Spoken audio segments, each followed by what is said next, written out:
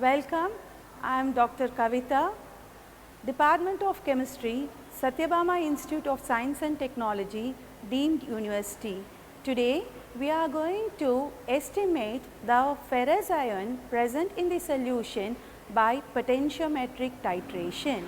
In this experiment, we are going to estimate the EMF of the solution. The EMF of the solution will be calculated as we know from E cathode minus E anode.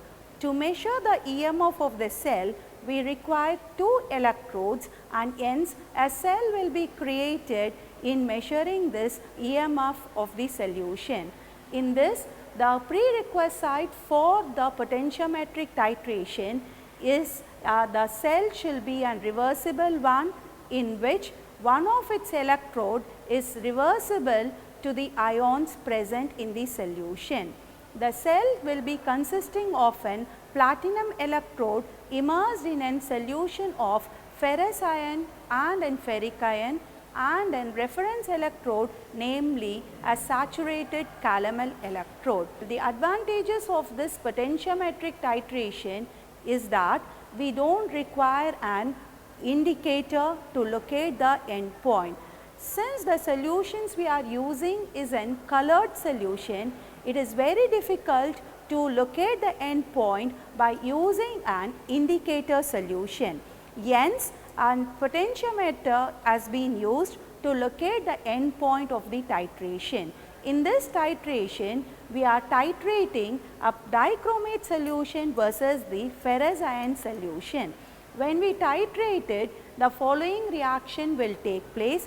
The potassium dichromate reacts with ferrous ion in an acidic medium to form chromium in the +3 oxidation state with the oxidation of the ferrous ion to ferric ion. The color of the solution will change from an yellow to an bottle green color, and hence during this titration we can see the color change taking place and record the EMF of the solution. In this experiment, we are going to estimate the ferrous ion by potentiometric titration. The reaction that is taking place is, it is a reaction between the dichromate as we know it is potassium dichromate Cr2O7 2-. It is reacting with the ferrous ion taken in the beaker in an acidic medium as it is indicated by H+ ion to form chromium in the +3 oxidation state, with ferrous being getting converted to ferric ion with water molecule. Balance the reaction. Since 7 oxygen is being there, I am using 7 here and balance the H+ ion with 14. Since when you take it, the chromium is in the +12 oxidation state for the total 2 chromium. For each chromium, the oxidation state will be +6. From +6, it is getting converted to that of the +3 oxidation state, or in that if I balance it from +12 to +6, it is going on for each 1 mole of dichromate, and to balance the charges, the ion will be using the 6 Fe2 plus, it is getting converted to 6 Fe3 plus ion. The charges will be balanced where you will have 14 plus 12, it will be an 26. 26 minus 2, 24 charges are there in the positive charges. Here 18 plus 6, 24 plus 24. So, the equation is balanced. During this, we know the color of the potassium dichromate will be an orange in color. From the orange color, during the titration, chromium is getting converted to +3 oxidation state, which will be in bottle green color. During this titration, we are going to estimate the EMF of the cell. The EMF of the cell will be equal to E cathode minus E anode.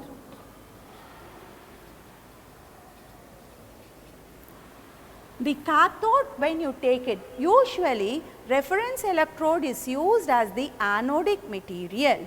So, the electrode that we are using as the anode is an saturated calomel electrode, and thereby I am replacing the E anode as ESCE, which represents the saturated calomel electrode. Saturated calomel electrode. We know that this electrode will be, it's a tube that will be consisting of a layer of mercury, over which an mercurous chloride will be pasted, and the tube will be filled with an saturated KCl.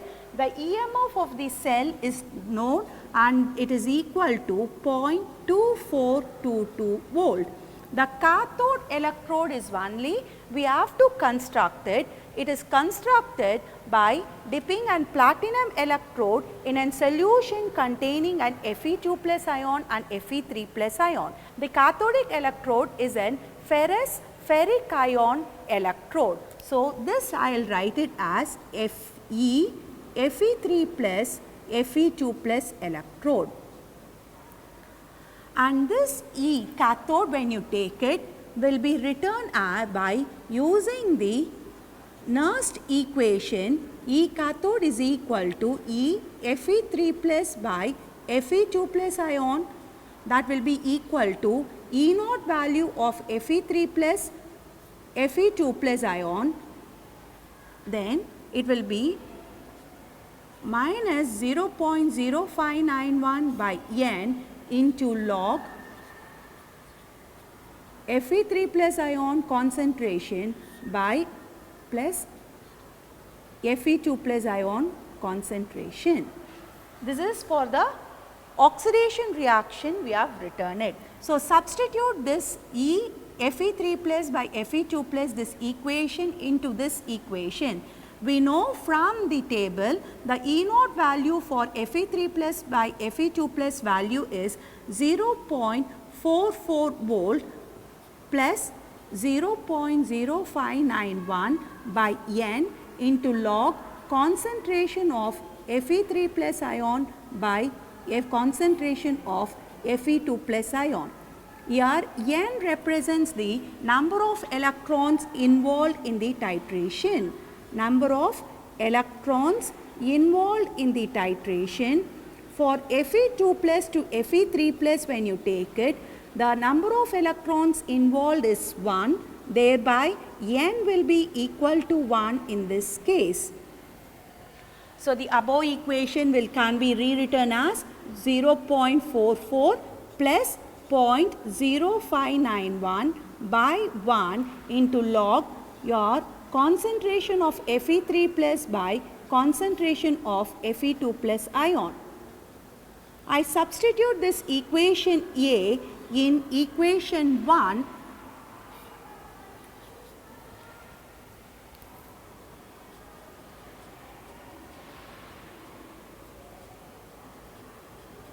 So, the above equation, EMF of the cell will become equal to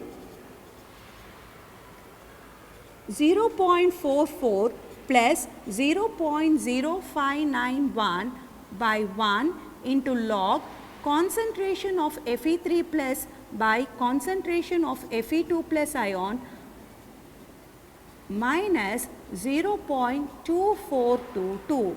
This represents the EMF of the anode or the saturated calomel electrode. As we titrate it, what is happening? Your Fe2 plus ion is getting oxidized to Fe3 plus ion, thereby the concentration of my Fe3 plus ion increases. Since the concentration of my Fe3 plus ion is directly proportional to my EMF of the cell, the EMF of the cell also increases. So, during the titration, we see that the EMF of the cell increases as we titrate the dichromate with the Fe2 plus ion solution. And near the end point, when all my Fe2 plus ion is getting converted to Fe3 plus ion, where the EMF of the cell will show an drastic increase, and that will give us the end point of the titration. Next, we are going to see how to do the experiment. A given Fe2 plus ion solution will be in a small bottle that we have to make it up into an 100 ml standard flask. From that 20 ml of the ferrous ion is pipetted out, and to that, to maintain the acidic condition as it is given by the equation, 20 ml of sulfuric acid is added and the dichromate will be added from the burette in aliquots in small amounts for the titration to occur. During this titration, the change in the EMF of the cell will be recorded. When you take it, the tabular column as you see it, the readings that we are noting it down will be recorded in a tabular column.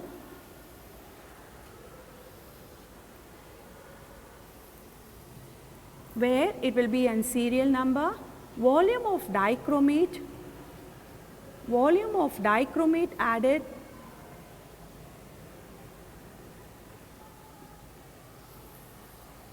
the next one will be the EMF of the cell,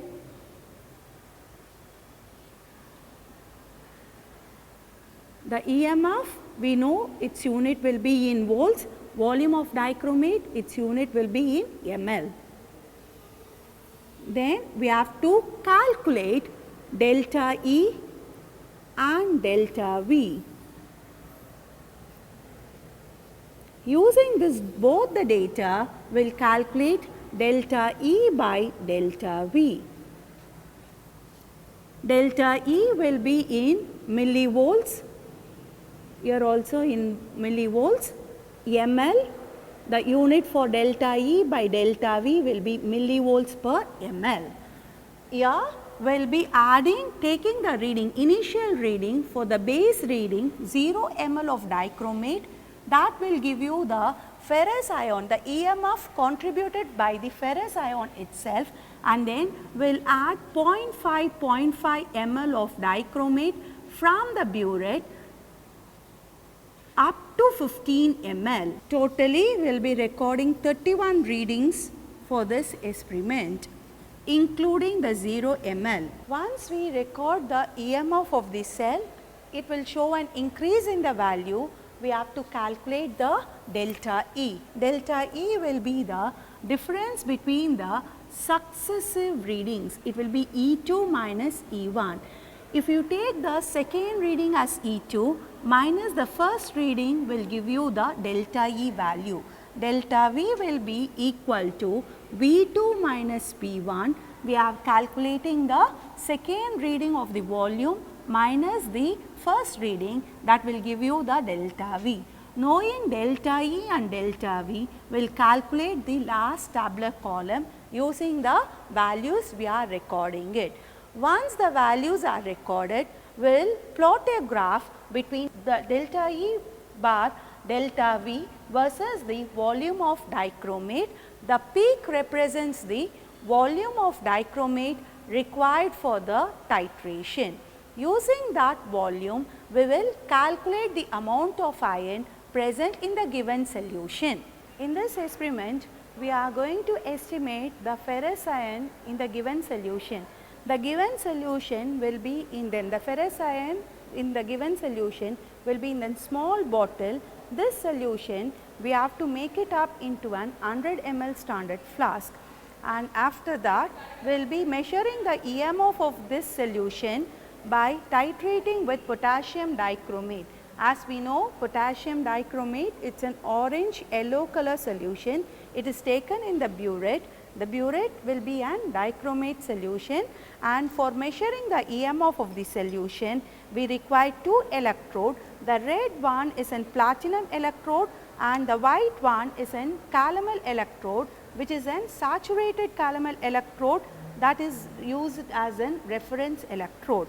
And before we start this experiment, we know whether the instrument is working properly. It is calibrated by using a standard cell called as an Western cadmium cell. This cell will have to give an voltage or the EMF that will be approximately 1.018 volt, and when you connect it, this cell with an instrument, it will be calibrated to 1.010 volt, and then we start with the experiment. And after the calibration, we will start with the experiment in 3 sections. One will be making up of the given ion solution in an 100 ml standard flask. The second step will be preparing the working solution in an 100 ml beaker, and the third session will be about in calculating the EMF of the cell and recording the readings. First step, that will be the making up of the given ion solution. Usually the bottle that carries your seat number will be in very small aliquot, small volume only it will be given, that you have to make it up in an 100 ml standard flask. 100 ml standard flask which has a marking up to this ml we have to make it up. Ion solution being a colorless solution, you have to make it up in a lower meniscus. For filling the burette with a dichromate solution, since dichromate is a colored solution, you have to adjust it to an upper meniscus. First, we will do how to make up the solution. For making up the solution, add a little amount of distilled water from the wash bottle and then swirl the bottle. And this solution we have to make it up into an 100 ml standard flask using a glass rod and the solution. Hold the glass rod in your left hand and then add it in small amounts. Hold the glass rod at an angle of 45 degree and then transfer the contents in the bottle by tilting the bottle. Then place the glass rod in this small bottle and then wash the bottle at least twice or thrice with small aliquots of water, and then transfer this contents again into this standard flask. Like this, repeat the procedure at least twice or thrice so that all the ion solution you have been transferred without any error. Transfer the solution. Once it has been transferred all the contents of the bottle, finally rinse the glass rod with the distilled water. The tip of the funnel, rinse it with the distilled water and then make up with the solution up to the neck of the funnel, neck of the standard flask. This is the neck. Up to this you fill it directly from the wash bottle. The remaining solution, use a pipette to make it up. Remember to know the 100 ml marking and then start adding the water. Up to this neck of the standard flask, we have added it from the wash bottle. The remaining solution, I am going to use the pipette.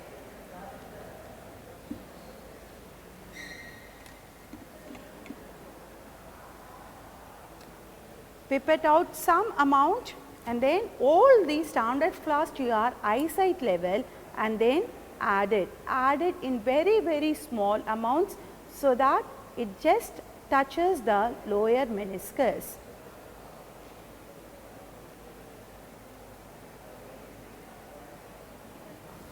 Once it is made up, the solution, to have a uniform concentration, shake the made up solution for an uniform concentration of the ion.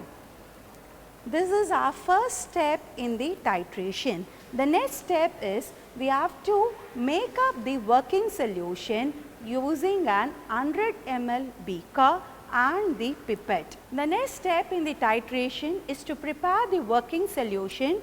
For this, I will pipette out 20 ml of the made up ion solution into an 100 ml beaker. Since the reaction will take place in an acidic medium, we have to add sulfuric acid. Since it is an acid, we can't pipette it out. For that, we will use a measuring cylinder to pipette out the solution. The first step will be an pipetting out of your ion solution. For pipetting out, take the clean pipette and then put it into the standard flask solution. suck a little amount of the liquid and then hold the pipette horizontally and then rinse the pipette with the given solution and drain the solution into the sink.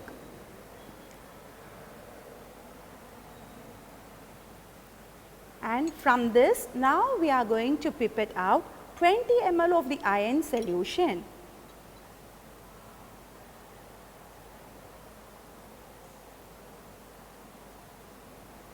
While pipetting out, see to that you are sucking the liquid up to this bulb. This is called as an indicator bulb, and then adjust the reading using your forefinger up to the 20 ml marking. And pipette out this solution into the 100 ml beaker. Allow the liquid to drain by gravity. Don't force the liquid by blowing on the other end. Allow the liquid to flow by gravity. Once this iron solution is being pipette out, now to make the solution working, we have to add 20 ml of the acid. Now the working solution is being prepared with the ferrous iron. To make the reaction feasible, now we have to add the 20 ml of sulfuric acid. Being an acid, it is highly corrosive. Use your measuring cylinder, plastic measuring cylinder, 20 ml, you just transfer the liquid and then add it. Don't pipette out this acid solution. Now we are adding 20 ml of this acid into this working solution. Stir the solution and then now fill the burette with the dichromate solution. Adjust it to 0 ml. This is an colored solution. Adjust it to upper meniscus. 0.5 ml of dichromate into this working solution by immersing the two electrodes. One, as we have already seen, is an platinum electrode. The other one is the reference electrode, namely the saturated calomel electrode. The instrument we have already calibrated within your standard cell, so we can directly take the reading. For 0 ml, the reading is 359. Now we add 0.5 ml of dichromate from the burette. Stir the solution. As we add, the following reaction will take place. Dichromate added will oxidize the Fe2 plus ion to Fe3 plus ion, that is shown by an increase in the value to 385. So the experiment will be continued by adding 0.5 ml of dichromate from the burette and then noting down the reading. Now we again add 0.5 ml of dichromate from the burette. Totally we have added 1 ml of dichromate from the solution. Stir the solution, stop it and then note down the reading. As we add dichromate, the EMF of the cell keeps on increasing. So we have seen by adding an 8 ml, you can see the green color has been totally, it is changed to an green color, which indicate that the dichromate has been reduced to the chromium 3 plus. At the same time, iron is getting oxidized to that of the Fe3 plus ion. And the next one, as we continue it, the titration we can see that the dichromate, all the dichromate will be consumed and the yellow color is predominating. 8.5, now 9 ml.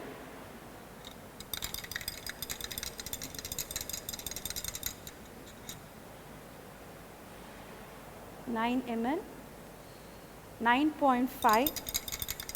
Now you can see the color is been changing to an from green to an yellowish tinge it is moving, that means the reaction, all the Fe2 plus ion has been consumed. The added dichromate still remains under the background of my green color. So, the yellow color predominates in the reaction. The values which we have recorded using the potentiometer will be tabulated in this column, where we have recorded the EMF of the cell by adding 0.5 ml of dichromate from the burette solution. Now, we have to calculate delta E, delta V and delta E by delta V. We have said that delta E will be equal to E2 minus E1. How to calculate this E2 and E1?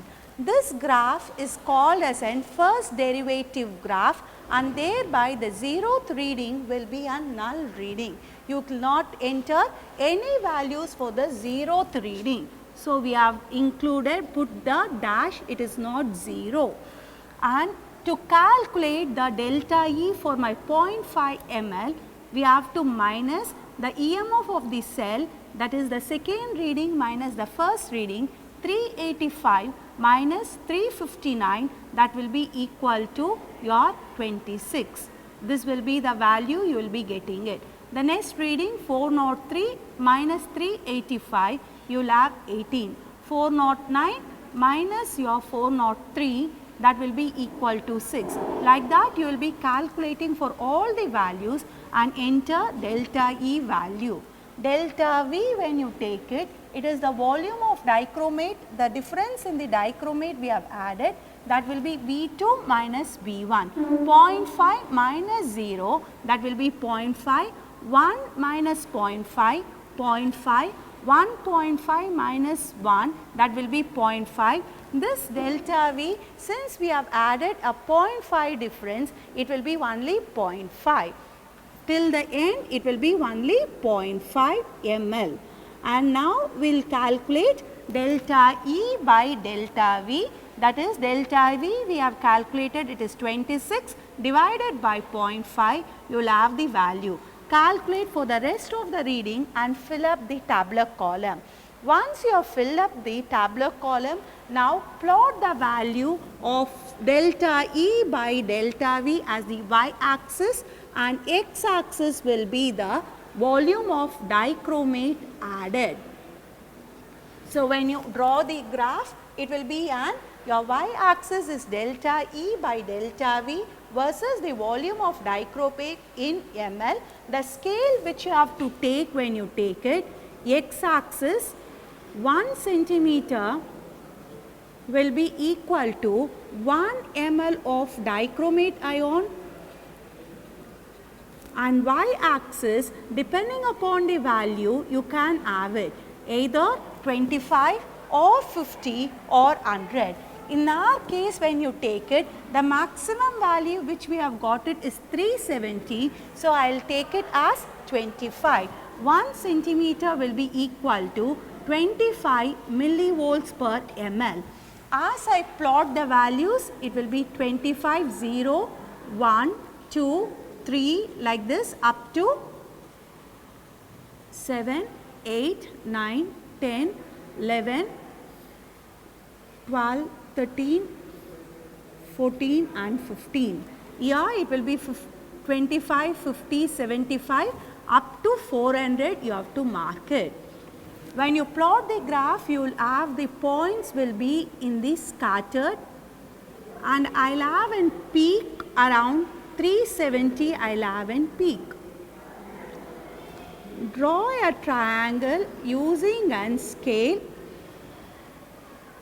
and then join the remaining points in a free hand. This peak point will represent my volume of dichromate consumed in the titration, that will be V1. So, V1 is the volume of dichromate consumed in the titration that we have obtained from the graph. In our case, it is equal to 7.5 ml. It is obtained by drawing the graph.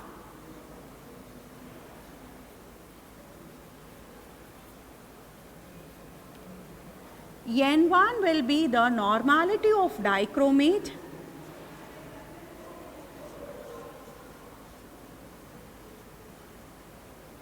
That will be equal to 0.1 N. V2 will be the volume of ferrous iron taken.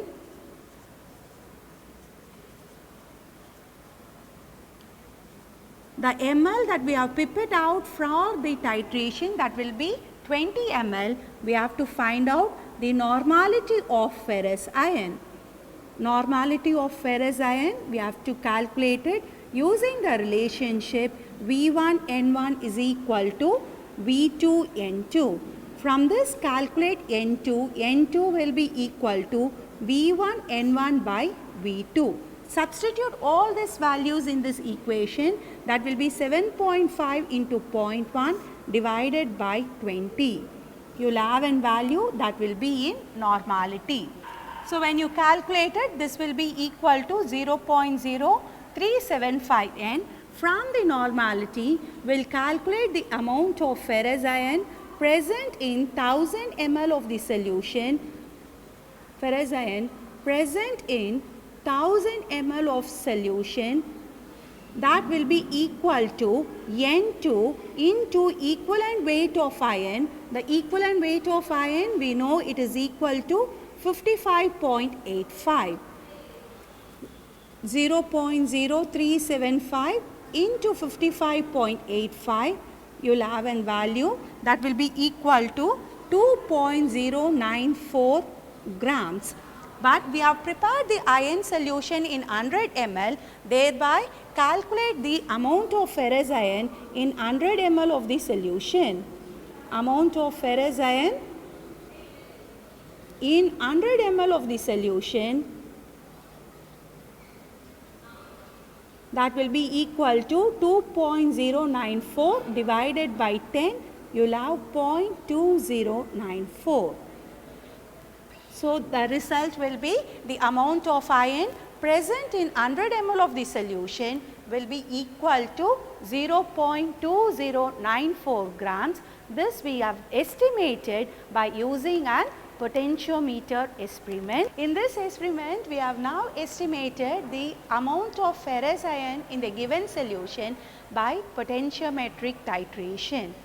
And the next experiment we will be talking on with the how to estimate the molecular weight of the polymer, given polymer solution by viscometer. Thank you. Meet you again in the next session.